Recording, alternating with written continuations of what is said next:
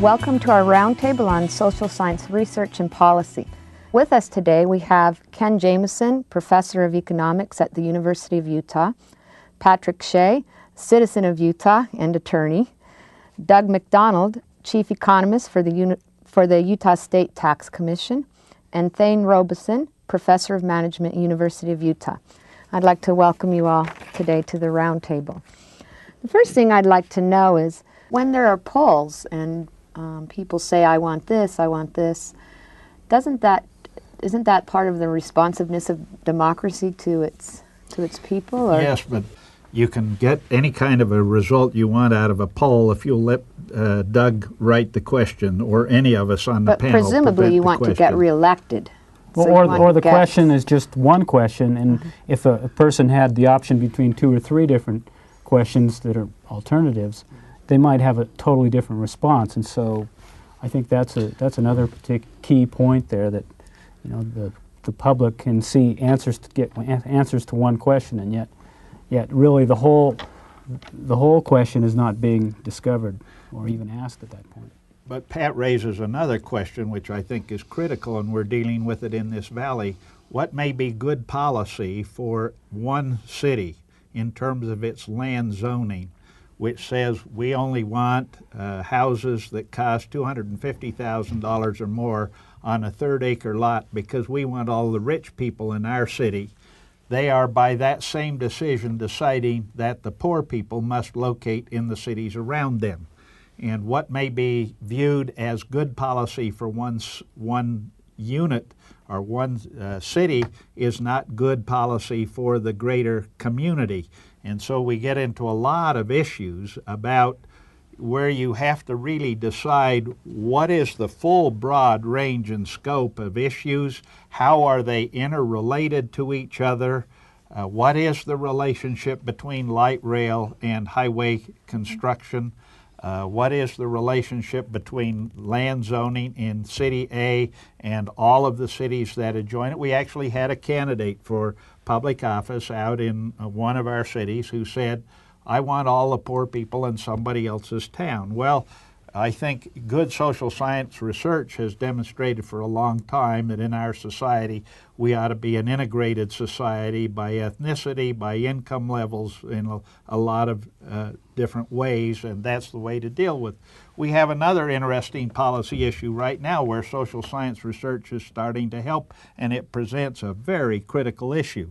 Our prisons and jails are full, so we're now releasing a lot of people who otherwise would be incarcerated.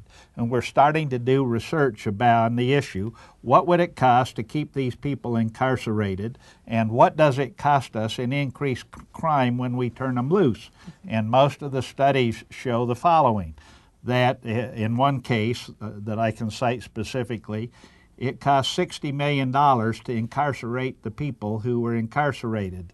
But if over a 5-year period, in the 5 years after they were released, they committed crimes that had an economic value of $360 million. On the other hand, the $60 million had to be borne by the taxpayers. The $360 million had to be borne by the victims of that crime. So now the decision set gets to be fairly complex. Now, are there other alternatives between turning people loose and incarcerating them? There are lots of issues being raised in that policy area now because it has been taking such a large share of the growth in public budgets. And it's an area where social scientists have not been doing a lot of work over a long period of time. And we're starting to get the work done, and hopefully we'll get better policies. But the research is tending to show that if you want to reduce crime, you lock up the criminals. But the voters don't want to lock up the criminals. They want the victims of crime to bear the burden of crime because they believe that somehow or another they will escape that burden. Let me look at an issue in response to your original question at a more global, more macro level. And I think that's the balanced budget amendment, for example, which I think virtually, I can't think of many economists who would think that a balanced budget amendment makes sense. It just ties your hands too much. And yet, Yet that came to be a very popular kind of plank in a platform. I think, again, perhaps as Pat said, based upon polling. But what's happened over the last year or so is that as economists would realize, one, it may not be good policy, and two, the question is how you do it. And what has happened over the last year or so is that those broader issues have come much more to the fore. And now in the presidential primaries that are going on, you don't find that as being a major issue that anyone can make much political hay out of. Is that because it turns out to be too complicated to explain No, in 2 I minutes? think I think it's because people are beginning to realize the complexity. So I go back to my original point that to deal with that kind of an issue, if people would take a critical perspective and have confidence that they can understand and take a critical perspective and realize that kind of simplistic answer, a balanced budget amendment, is going to solve our macro problems, then we would not that would not be so popular, and we would begin to deal with those issues about whose benefits are you going to cut, whose taxes are you going to adjust in that. But do politicians, when they take these policies and try to sell them to the public, can they or do they spend time talking about more complicated things? Because from what I hear you're saying... The good ones do. The good ones do, and unfortunately we're not getting as many good ones in public life, in my judgment, as we used to have. Do you feel people would be very responsive if politicians would actually talk more about the complications? And let me just say, I think there are two lenses that have affected the way the American public view policy today. One is Watergate. I think Watergate and its offspring have created a level of legitimate distrust of government that has paralyzed public policy. The second is the Challenger disaster. I think most people, I remember growing up and being absolutely thrilled to watch the space launches and feel like we were on the moon and all this. And all of a sudden you have it blow up, and I think it really made people sit back and think and saying, we really aren't in charge of the universe. We really aren't able to do these things. And you combine that awareness of how fragile the interactions of society are with the skepticism of public institutions, and I think you get a very unhealthy kind of paralysis. And then there was the Reagan keep it simple, stupid kind of approach to all of us that sold very well, and so that sort of runs in counter to the idea that these are very complex problems. And President Reagan was very successful and helped reunite some of the Americans and help their confidence go up. And so that was a very positive sign, and a lot of people are seeing that as sort of and as long as you can communicate well over the television, you'll be a successful politician. And I think many politicians are taking that as their guide. I noticed Pat Buchanan said he would never speak ill about Reagan, so that's sort of indicative of where their ideal is. Because it seems like I was listening to the Republican primaries this week, and earlier the use of metaphors to sell policies. I heard one candidate say cutting capital gains would lead to a Niagara Falls of jobs. And as I was listening to it, I thought, well, who could be against this? I mean, I was saying in class one day, in Niagara Falls of jobs, that's a lot of jobs. Now let's see, does the public respond to that, or do they? I know. I or have Thoreau's great sucking sound. I mean, this. That having been in the political arena, there is nothing that is as persuasive to getting an audience on your side to have a good metaphor. You can talk all you want about the variance or correlations or other technical jargon, and people's eyes sort of glaze over. It's like sitting in a beginning chemistry class if you're not a chemistry major.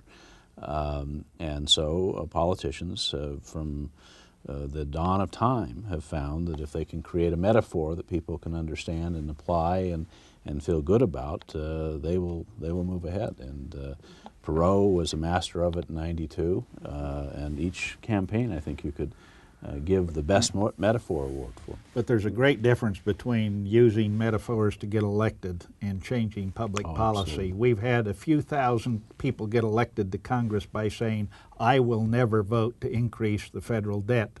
And they have then subsequently voted twice every year, and some of them have been in Congress for 20, 25 years, casting votes they said they would never vote and never do. So that the metaphors may influence the outcome of election, but that's not synonymous with getting the changes in policy.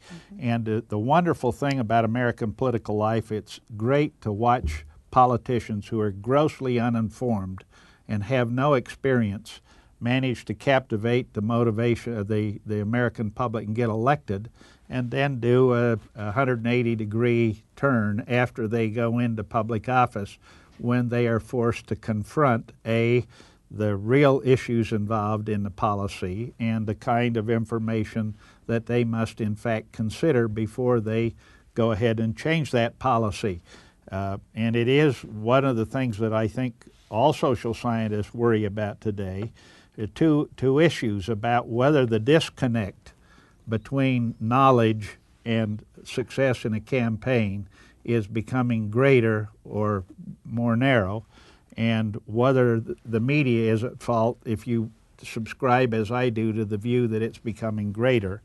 And then the second issue, which is that the costs of running for public office far exceed the benefits of getting elected.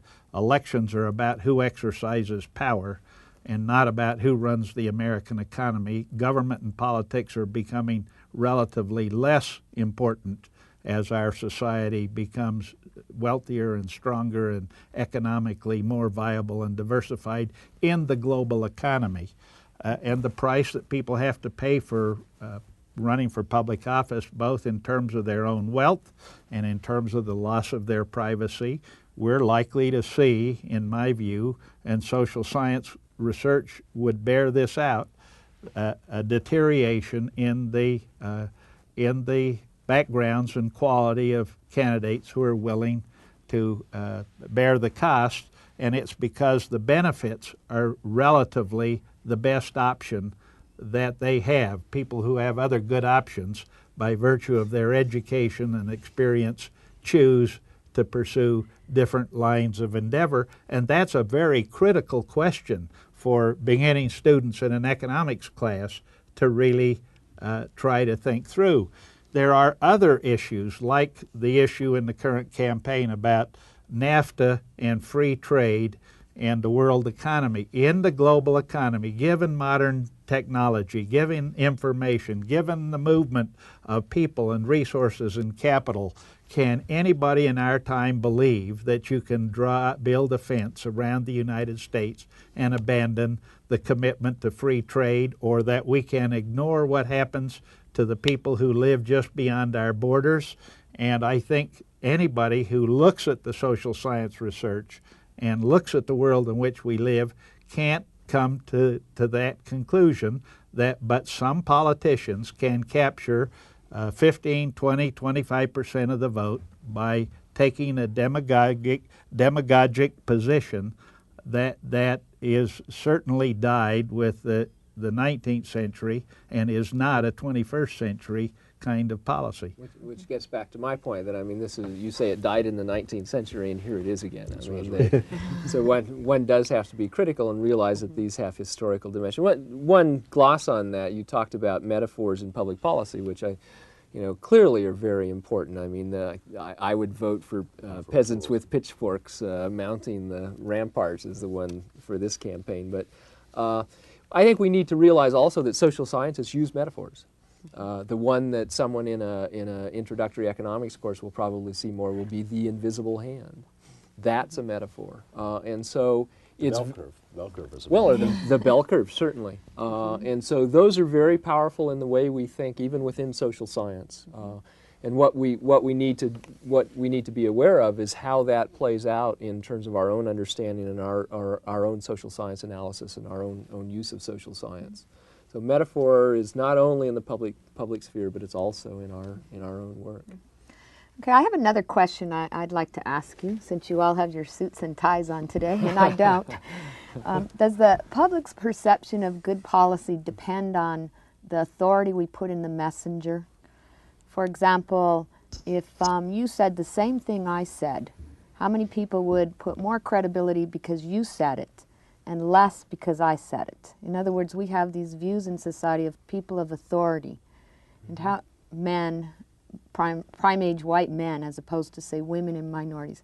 How important is that in getting messages across about education and good policy? And do you have I mean, I think it's becoming less important. It still is a significant factor. And all you have to do is look at the 3 television or 4 television networks as to who their anchors are and see that they're all males with a white complexion and speaking with a deep voice and see what the public's perception is.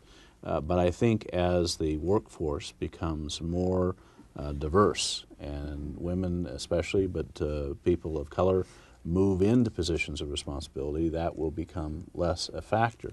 But I think we also have a entertainment industry, and the line sometimes between news and entertainment is getting very blurred, that will always attempt to push, in sometimes not so subtle ways, stereotypes that allow for definitive statements. So that we'll watch a television program and they'll have a lawyer or a doctor and he or she will act in a certain way that doesn't necessarily relate to what actually people in that profession do, but that's how it's conveyed to us. And so the student or the family at home watching the television, and when Doug said that the readership of newspapers has dropped to 17%, and its rate of decline is increasing as time goes by, those kind of stereotypes are much easier to push out on the public. And I worry about that.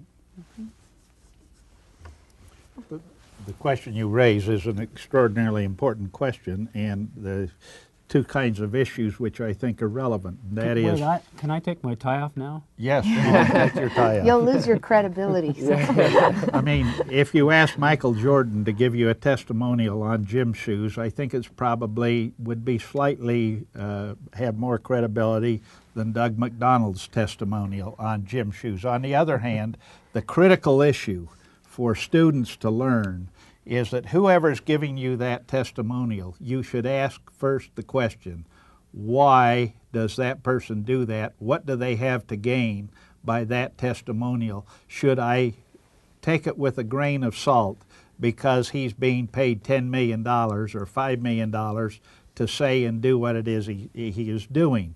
So you really can't separate these people and their testimonials from the interest that they represent. I don't expect a professor from a university to attack higher education. I don't expect the farmer to attack farm programs. I don't expect somebody from the airline industry to argue that the airline industry ought not to be supported with better airports and better aircraft and so on. So the basic issue is people have got to learn to become discriminating thinkers. And when they get information in this world, to sort out where did it come from, what interests are represented by that information, how can I go and check it and validate it, where can I go to find out whether there are alternative facts and information that a discriminating citizen ought to consider before they reach a decision, or should I just, as many people do, just choose up sides and follow blindly whatever happens to appeal to them? I think it points out the importance of having a very diverse group of people who one listens to, who are included in what you can call the discourse community, in people that are talking and debating the issues. And I think historically there's a kind of interesting case of that when going back to your first question of IQ and race or in sexual differences. Because when Darwin's theories first came out, people immediately grabbed onto them and say, oh, well, there are superior races and there are superior genders, superior sexes. Males are clearly superior to females. Well, it happens that many of those superior males were married or had other contacts with women. And so within about 15 years, that IQ difference by sex simply became a non-issue because women were included in talking about that and dealing with that. I think the IQ and race continued on much longer because non-Caucasians were simply not part. There was not contact. There was no reason to listen to them because of that kind of contact. So I think that points up the importance of getting a very diverse representation of people that are opinion makers, that people are listened to. And it ultimately gets us back to the question of citizens, very, ordinary people becoming involved and being listened to. Mm-hmm. And finally, I'd like to ask you, what are some of the major misconceptions the public has about social issues that you've come across? And how does education play a role in changing those misconceptions? Well, one of my favorite topics is the virtual university. I mean, I think, Okay. I think, despite wait a minute here. That's not fair. that people, well, no, I mean, people are watching this and they hopefully are learning something. But I think there is a myth afoot that has been, in some senses, fostered by social science, that you can put a computer in a workspace and somebody can use it in an interactive way and become educated. And that we don't need all these buildings or libraries or places where people gather in a university setting, and therefore we will, be better off for it. And it's been foisted off as well in public education, that somehow our kids will be better educated if they have a computer in their classroom. Well, the old adage about junk in, junk out is absolutely true as it applies to computers and education. And I worry that the social science message that you can speed up the educational process, make it more efficient if you do this virtual game is exactly that. It's a shell game.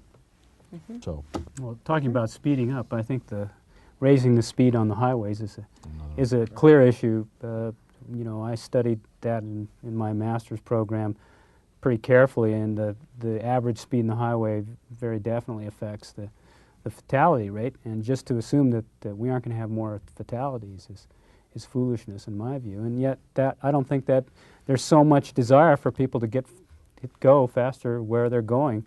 It's totally won out in this year's legislation. Mm-hmm. I mentioned a couple of things such as the balanced budget amendment and the whole issue of free trade, but I think the prime misconception that people have is they're looking for a social scientist to give them the truth. And I think that any important issue is going to be too complex to sort of suspend judgment and accept someone's word. Again, I think as a point I think Thane has emphasized over and over, social science research can be very, very helpful. We can learn a lot about it. But the idea that you simply can get the truth and not have to make a judgment, not have to make an ethical choice, I think is ultimately the big failure in that area. But I was watching a woman today drive her car, and she was smoking a cigarette. And I was thinking to myself, it's amazing to me that you still do that. And yet you go to Asia or Europe, and people are still smoking up a storm. And the habits that we have, are America's eating habits and the problem of obesity. Again, good social science data about what the correlation is between eating habits and bad subsequent health don't seem to be able to do anything about it. But that's the greatest myth, I think, that Pat has pointed to, and that is that economic systems and political systems are relatively complex organisms, and you can't change one tax without affecting all other tax. You can't do a benefit for one industry without affecting the relationships among all industries. You can't essentially decide we're going to give a capital gains benefit to the rich without affecting the poor and the middle class.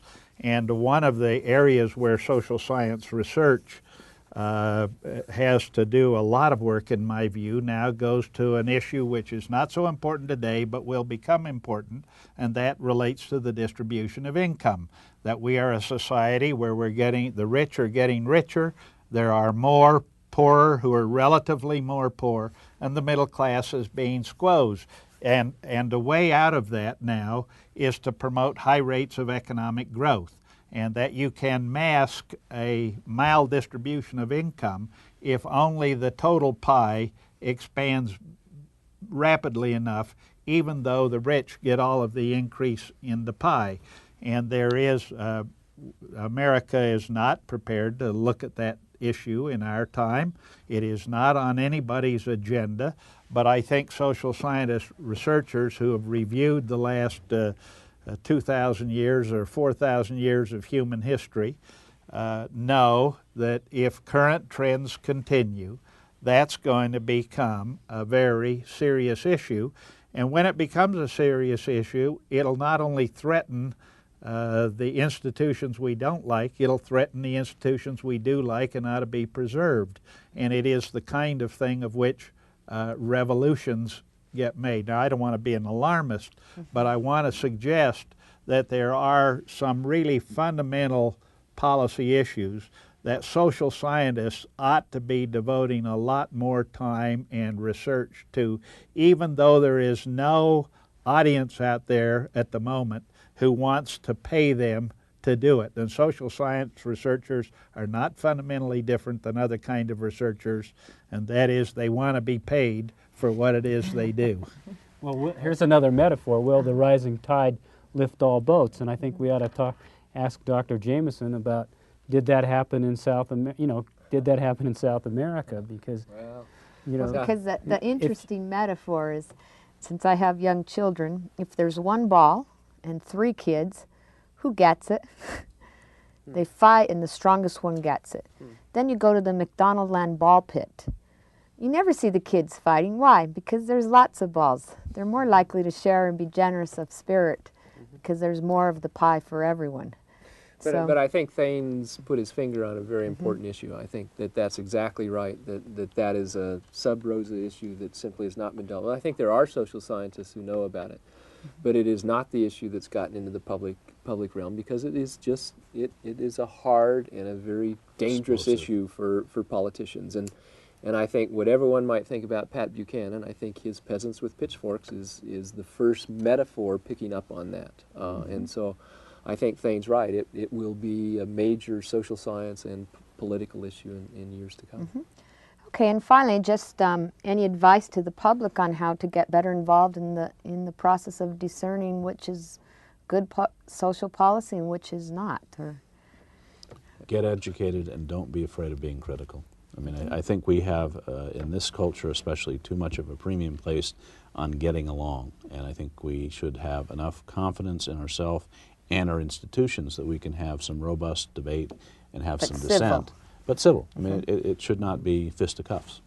And not accept things without questioning. Demand facts, demand analysis, be willing to look at different points of view, as Ken Jameson has suggested. And it is hard work to become an informed citizen. It is not something that comes easily. But the rewards make the work worthwhile. And so we do have to convince students of this course and people in general that with ignorance is extraordinarily expensive, and information and knowledge is the best protection they have or can have, both individually and in the society, for good policy formation. Keep reading after this course. Okay. And I would say just don't accept simple answers. Realize that you need to make a judgment and that you can. I think Pat's right. Have confidence. Okay, and with that I would say, don't forget, never trust anybody over 30. So you've just wasted your time right now. Well, I'm glad that I'm under 30. You should be able to make a metaphor out of that. Yeah. Think hard now. Okay, we'd like to thank you for joining us today, and thank you for watching the Roundtable.